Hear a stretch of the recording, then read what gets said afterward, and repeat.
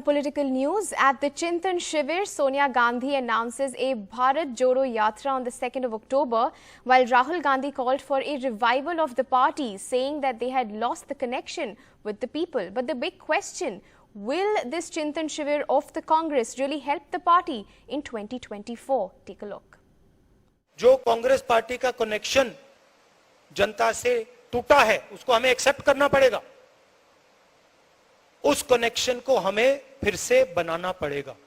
Go back and connect with the people. The Congress's message was clear to all its members after the party's 3-day brainstorming session in Udaipur. And the old and the young will have to make an effort, as Sonia Gandhi pointed out, on a lighter note, talking about a Bharat Jodo Yatra, the Congress's plans to launch across the country from Gandhi Jayanti. All of us, young and old, will participate in it. Seniors will have to find ways to accommodate seniors like me in this, on how to easily participate in the yatra without having to run out of breath and God knows what else. Rahul Gandhi attacked the BJP RSS, saying he was not afraid and was not corrupt, and this fight had to be fought at the national level. जो RSS और BJP की विचारधारा है, जो देश के सामने एक खतरा है, मेरी लड़ाई उस विचारधारा से है. सड़क पे उतरेंगे और बीजेपी आरएसएस की विचारधारा से जैसे कांग्रेसी लड़ते हैं, पूरा दम लगा के हम लड़ेंगे. But as the party got down to brass tacks, some key organizational reforms were adopted. One family, one ticket, with a caveat that if another family member wants a ticket, they should have worked in the party for 5 years. 50% posts for below 50, a political affairs committee in each state unit of the party. However, there was no indication of Rahul Gandhi taking over as Congress president later this year. Rahul Gandhi continues to still be calling the shots despite quitting as party president. One person per family should get a ticket. I know Venugopal has made a caveat to that, but I do think that it is very important that we limit the number of family members that are involved in our organization.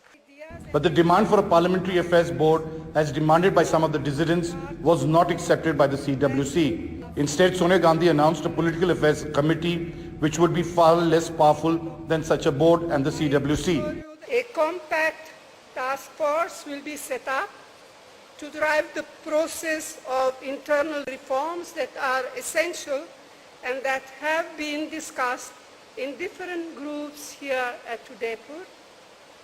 These reforms will focus on the 2024 Lok Sabha polls.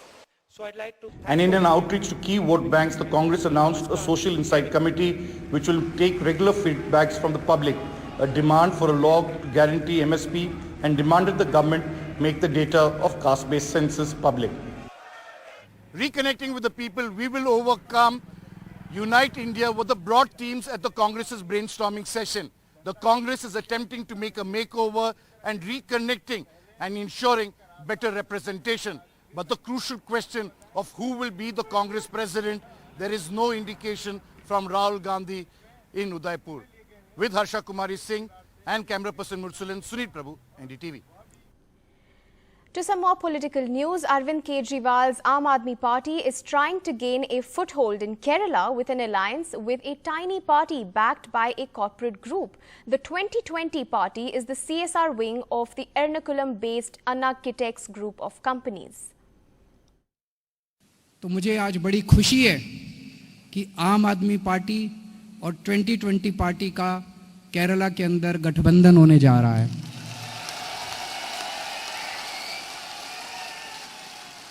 अब हम सब लोगों को मिलके केरला को बदलना है. पहले दिल्ली को बदला, फिर पंजाब के लोगों ने मौका दिया, अब केरला बदलना है कि नहीं बदलना?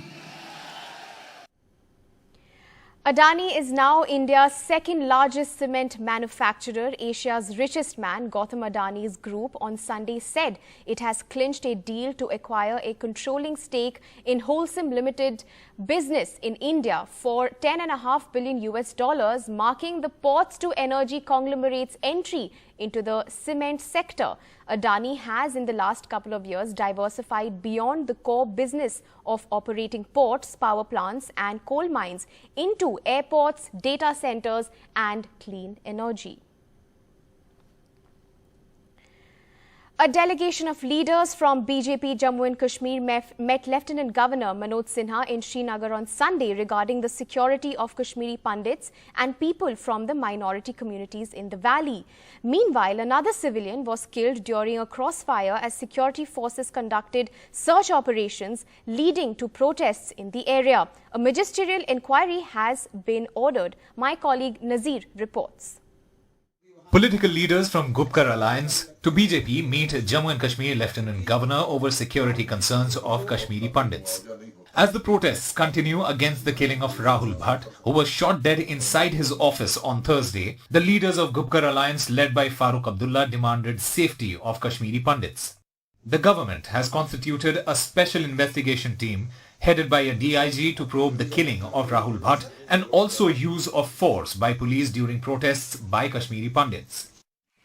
जहाँ तक भट्ट साहब की मौत का सवाल है तो वो एक टारगेटेड किलिंग है, एक भय और आतंक का वातावरण पैदा करने की कोशिश की गई है और हमने एक SIT का गठन किया है इस मामले में। वहाँ के SHO को अटैच कर दिया गया है। SIT सारे तथ्यों की जांच करेगी। After Thursday's targeted attack on Rahul Bhatt, over 4,000 Pandit employees who had returned to the valley as part of Prime Minister's employee package for migrant Pandits are demanding their postings at safe places in Jammu. As people mourn the killing of Rahul Bhatt, in Shopian, protests erupted after a shopkeeper was killed during search operation by the security forces. Police say 22-year-old Shoaib Ahmed Ganai was killed in crossfiring when security forces were chasing a suspect. The locals blame security forces for the killing. दुकानदार सारी उछल तमाश होड़ योड़ हो सो जाता pier कहीं दिमो पर bone train होड़ योड़ चालू क्या है तो नफर कोट गई असल नफर दिमो दो टास में तम कर हैंड साहब की तम गन गोल की. The Jammu and Kashmir police chief Dilbag Singh termed the killing as a sad incident.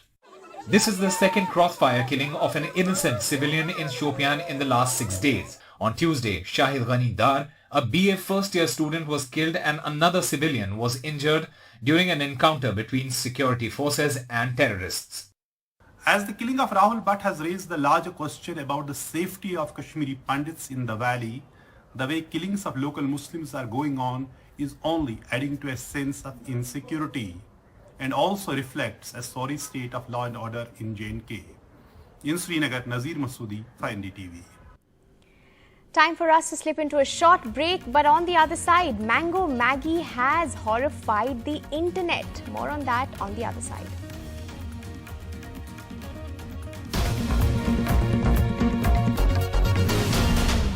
This year's Buddha Purnima on Monday might mark a new milestone in India-Nepal relationship as Prime Minister Narendra Modi will travel to Lumbini in Nepal, the birthplace of Lord Buddha, for a day-long visit on to participate in several events including a bilateral meeting with his Nepalese counterpart and also attend a ceremony to lay the foundation stone for a center for Buddhist culture and heritage. My colleague Ratnadeep Chaudhary with this report. On the occasion of Buddha Purnima, India and Nepal would embark in yet another journey to strengthen the bilateral ties as Prime Minister Narendra Modi will be in Lumbini in Nepal for a day-long visit on the invite of the Nepalese Prime Minister Sher Bahadur Deuba. In fact, here you can see the last-minute preparations being made at Lumbini for that visit. It is going to be Prime Minister Modi's 5th visit to Nepal ever since he assumed office in 2014. But it is going to be not only his first visit to Lumbini, but also it is going to be the first ever visit by any Indian Prime Minister to Lumbini. And therefore, this is very important because this is going to take place on the auspicious day of Buddh Purnima, and he's going to fly in a chopper from Kushinagar to Lumbini, and this flight route itself is very interesting because while Lumbini is the birthplace of Lord Buddha, Kushinagar is the place where it is believed he attained nirvana, and therefore perhaps in this route that he is taking to Lumbini, he is going to send across a message on how India wants to boost its diplomacy through the Buddhist circuit in this region, linking Kushinagar to Lumbini, and perhaps this is how India wants to strengthen its ties with Nepal. From Lumbini, with camera person Sanjay Chakravarti, Ratndeep Chaudhary for NDTV. Shifting focus to Sri Lanka, Ranil Wickremesinghe has been sworn in as the new Prime Minister with a formidable task ahead to bring that country back from the brink. But now, a look at China's role in this crisis that plunged Sri Lanka's foreign reserves to a new low. Many in Sri Lanka believe that the loans offered by the Chinese investors that got them trapped in this debt. My colleague Shrija with this report. Sri Lanka is in the grip of its worst economic crisis since independence from the British in 1948. There will be some cash transfers. After the governor of the central bank had revealed earlier this week that the country's economy was on the brink of collapse, Mr. Ranil Wickremesinghe was sworn in as the new Prime Minister.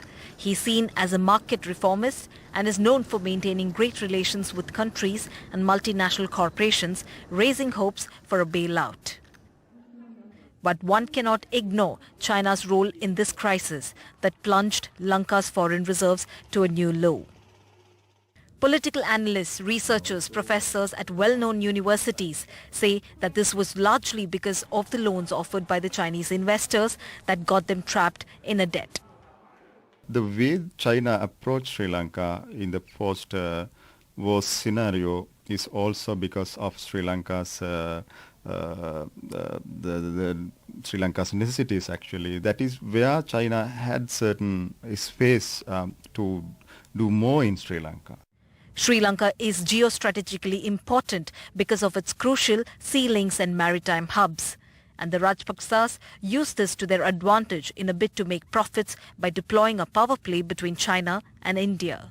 Sri Lankan governments and the people in a way were happy with the way that Chinese aid came and Chinese loans were granted to Sri Lanka without conditions, etc. But the way I think the regime handled those loans and the way whether they certainly invest them, that's a question that people are raising right now. Where are those money actually?